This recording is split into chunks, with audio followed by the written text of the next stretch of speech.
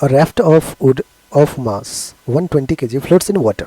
The weight that can be put on the raft to make it just sink should be.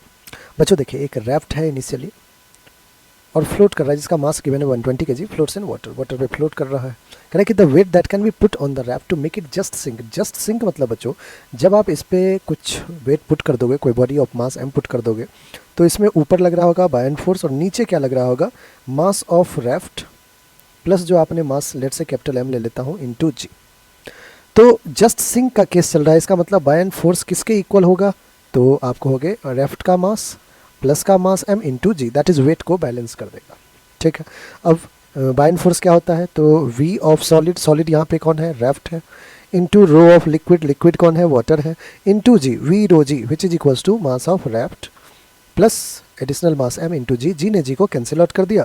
बच्चों यहाँ से देखिए, volume of रेफ्ट वो तो गिवन नहीं है, लेकिन डेंसिटी तो गिवन है।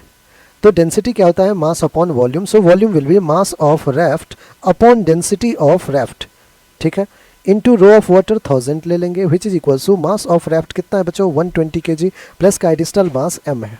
ठीक है, यहाँ भी अपन क्या करते हैं, मास ऑफ रेफ्ट को पुट कर देते हैं 120 अपॉन डेंसिटी ऑफ रेफ्ट कितना है 600 इंटू 1000, तो इंटू 1000 कर लेते हैं which is equals to 120 plus m, जो कैंसिल आउट हो रहा है उसको कैंसिल आउट कर देते हैं, 0 0 0 और 0 कैंसिल, 6 1 जा 6 2 जा, तो 2 इंटू 10 यहाँ पे, सॉरी एक और 0 होना चाहिए था, 3 0, वाटर का डेंसिटी, तो 200 minus 120 is equals to mass m।